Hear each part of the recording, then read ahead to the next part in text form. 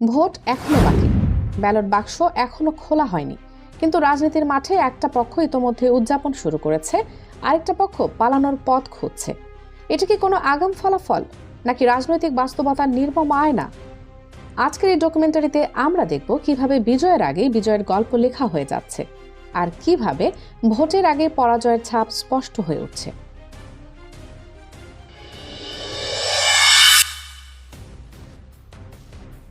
দেশের রাজনৈতিক অঙ্গনে এই মুহূর্তে একটা দৃশ্য বারবার চোখে পড়ছে। চারদিকে এক পক্ষের আত্মবিশ্বাসী উপস্থিতি আর অন্য পক্ষের এলোমেলো দৌড়ঝাঁপ। একদিকে জামায়াত এনসিপি জোটের কর্মীরা বলছে লড়াই এখন আনুষ্ঠানিকতা মাত্র, অন্যদিকে বিএনপির অবস্থান যেন রীতিমতো দিশেহারা।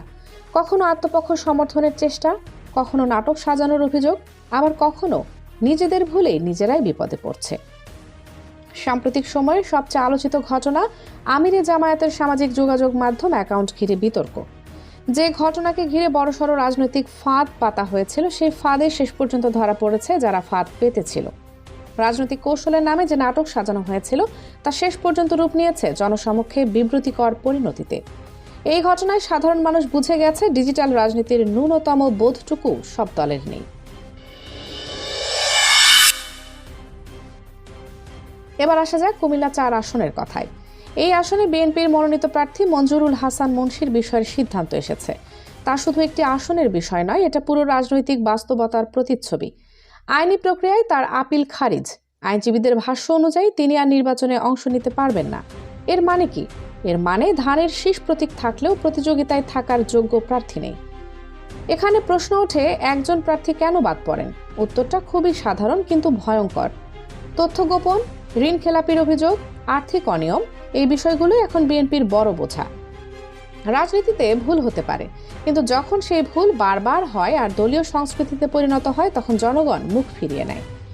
এই পরিস্থিতিতে সবচেয়ে লাভবান হচ্ছেন জামায়াত এনসিপি জোটের প্রার্থী হাসনাত আব্দুল্লাহ।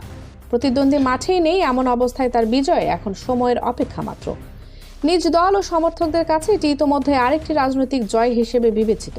নির্বাচনের আগেই যে মানসিক বিজয় আসে তা অনেক সময় চূড়ান্ত ফলাফলের চেয়েও শক্তিশালী। বিএনপির আরেকটি বড় দুর্বলতা নিজেদের ভেতরের সহিংসতা। গত কয়েক বছরে দলটির ভেতরেই একাধিক হত্যাকাণ্ড, সংঘর্ষ, নারী নির্যাতনের অভিযোগ উঠে এসেছে।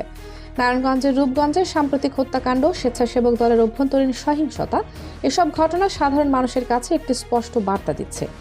যে দল নিজের লোককেই নিরাপত্তা দিতে পারে না, তারা দেশ চালাবে কিভাবে? রাজনৈতিক বিশ্লেষকরা বলছেন এই নির্বাচনের চিত্র অনেকটা ডাকসু নির্বাচনের মতো হতে পারে। ভোটের আগে জরিপে বড় বড় দাবি, শেষে বাস্তবতায় ভিন্ন ফল। বিশ্ববিদ্যালয় রাজনীতিতে যেমন ছাত্রদল পিছিয়ে পড়েছিল, জাতীয় রাজনীতিতেও তেমন চিত্র দেখা যেতে পারে। সংগঠন, কর্মী, মাঠ, সব জায়গাতেই বিএনপি এখন পিছিয়ে। সব মিলিয়ে প্রশ্ন একটাই, এই নির্বাচন কি সত্যিই ভোটের দিন নির্ধারিত হবে, নাকি রাজনৈতিক আচরণই আগেই রায় লিখে দিয়েছে?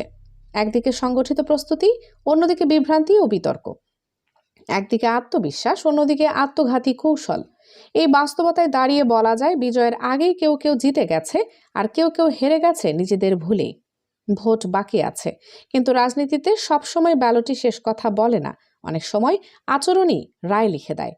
আজ এ পর্যন্তই, দেখা হবে পরবর্তী বিশ্লেষণে। কানিজ ফাতেমা, সোমা, 0 টিভি।